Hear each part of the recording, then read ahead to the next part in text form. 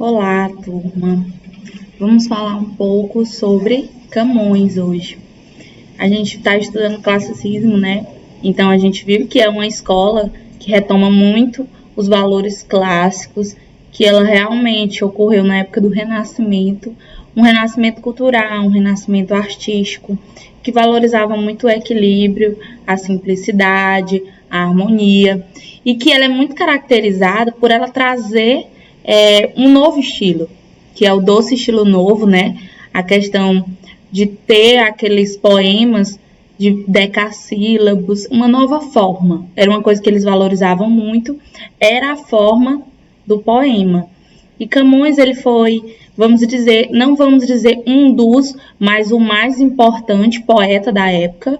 Até hoje ele teve uma participação, uma contribuição bem significativa, e eu acredito que todos vocês já ouviram falar nesse poeta, né? Um poeta aventureiro, que ele influenciou em músicas, influenciou nas artes, influenciou no cinema. Então a contribuição dele, ela é bastante notória, né? Porém, em vida, como quase todos os poetas que a gente tem hoje, como poetas maravilhosos, ele não teve o reconhecimento que merecia. Então vamos falar um pouco sobre a vida dele, quem foi esse poeta, como é que ele era. Assim, não temos dados tão precisos sobre a vida de Camões. Não se sabe ao certo quando ele nasceu e quando ele morreu. A gente pode dizer que foi mais ou menos, ele nasceu por cerca de 1524, é o que data nos livros, né? Mas não tem a data exata. E ele morreu em 1579 ou 1580. Foi nesse período aí. Então, é uma coisa que a gente não sabe dizer muito, porque na época ele não era famoso, né? Apesar de hoje, a gente lembra de Camões, lembra dos Lusíadas, lembra daquele poema clássico que é o Amor. O amor é fogo que arde sem se ver. Todo mundo já ouviu esse poema, tenho certeza. E quem não ouviu pode pesquisar, porque depois que vocês lerem, vocês não vão mais esquecer.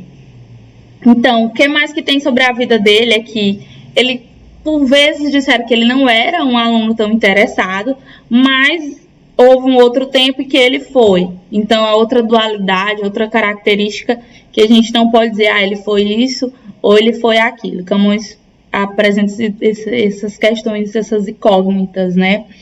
Então, a única coisa que a gente tem certeza, uma das únicas, é que uma época ele se alistou como militar em Celta, e durante essa batalha ele foi ferido e perdeu um olho. Vocês podem ver as fotografias dele. As que imortalizaram, ficaram conhecidas, são exatamente esse poeta sem um dos olhos, né? Um dos olhos. E aí, quando ele volta de Portugal, depois ele se machuca em um duelo com espadas, ele é preso. Ou até preso ele foi por lutar em duelos. Então, sua pena foi serviço militar, onde ele se dirigiu na função de escudeiro. Depois que ele foi preso, foi enviado a Macau. Salvou-se de um naufrágio na costa de Camboja, do qual também teria salvo o manuscrito de Os Lusíadas. Reza a lenda que ele quase morre tentando salvar os Lusíadas, né? Que ele arriscou tudo para salvar essa obra. E que bom, né? Porque senão a gente não teria essa obra riquíssima que conta fatos extraordinários dessa rota marítima, dessa viagem. E vocês podem... o livro Os Lusíadas, ele foi feito numa época bem antiga. Então, a tradução desse livro, ela não é tão acessível a nós. Nossa língua evoluiu bastante. Então, tem alguns termos que caíram em desuso. O que vocês podem fazer é pesquisar o resumo explicativo de cada canto. Como é que foi escrito Os Lusíadas? Ele foi dividido em cantos. Esses cantos, na verdade, são poemas. É como se fosse um enorme poema dividido em 10 partes, parece, né? São 10 partes, que é exatamente quando o enredo completo, né? Quando ele sai para a viagem dele, os heróis são apresentados, as ninfas, dedicatória. E quando ele vai chegar no destino dele, é que ele tem a recompensa.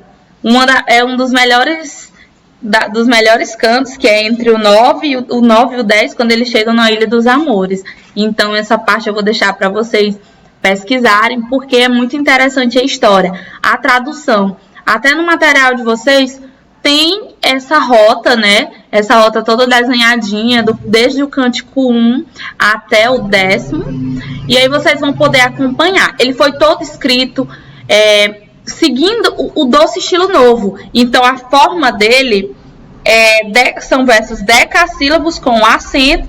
E na maioria das vezes na 6ª e 10ª sílaba, que é o chamado acento heróico. Para isso, teríamos que fazer a separação de sílabas, gente. Lembrando, a sílaba métrica do poema não é igual à sílaba a separação silábica que a gente conhece desde o ensino fundamental, que a gente aprende a dividir sílabas. As sílabas poéticas, elas têm uma métrica, aquilo ali já é uma métrica. Tudo isso vai concomitante com as rimas. A gente analisa as duas coisas, né? Se tem rimas começadas em A, sempre vai começar em A, né? Mas se é A, B, B, A, isso é uma questão que eu tinha que mostrar aqui para vocês, sinalizada, né? Uma abaixo da outra, analisando as rimas. Então, só falei um pouco aqui dos Lusíadas, né? Mas eu quero que vocês procurem isso no livro de vocês, ou em outros, tem na internet, vocês podem colocar o resumo da viagem de Vasco da Gama lá no livro Os Lusíadas, o resumo dos cantos dos Lusíadas, porque na verdade era isso que ele estava retratando, né? A obra de Luís Vaz de Camões, ela abarca os 3 gêneros. 3 gêneros, na verdade, o lírico, o épico e o dramático. Então, ele vai falar de temas amorosos, ele faz coisas de épocas muito focadas nos heróis. E ele também explora o gênero dramático, né? O menos conhecido dos 3 é o dramático. Ele não é muito conhecido por escrever obras dramáticas. E o que ele é conhecido mesmo é por escrever obras épicas, famosas epopeias. Coisas que são de longa data, que retratam fatos heróicos, dentre essas coisas. Então, sem dúvida, a epopeia mais importante que ele escreveu foi os Lusíadas. E outra coisa muito relevante que ele trouxe uma série de palavras para a nossa língua portuguesa. Isso é quase uma curiosidade, porque a gente nunca vai dizer, foi um poeta que trouxe um monte de palavras para a gente. Ele, na verdade, ele trouxe um monte, e eu vou até citar algumas para vocês, com palavras mais conhecidas. Tem umas que não fazem parte mais do nosso vocabulário, porque a gente tem umas que sempre a gente utiliza mais, né? Mas olha, palavras como vasto, canino, áureo, aéreo, são palavras que ele trouxe para cá. Ele introduziu no idioma luso, vamos dizer assim. Não que ele inventou, mas ele introduziu aqui no nosso idioma. Então, gente, a contribuição desse poeta foi grande, foi enorme. E pesquisem mais sobre a vida dele, apesar de não ter muitas coisas sobre a vida pessoal dele, mas sobre a sua obra, vale a pena ler, analisar sobre o que ele escrevia, o que ele costumava abordar nos seus poemas, nas suas obras. Tudo isso vale a pena. Então, gente, até a nossa próxima aula.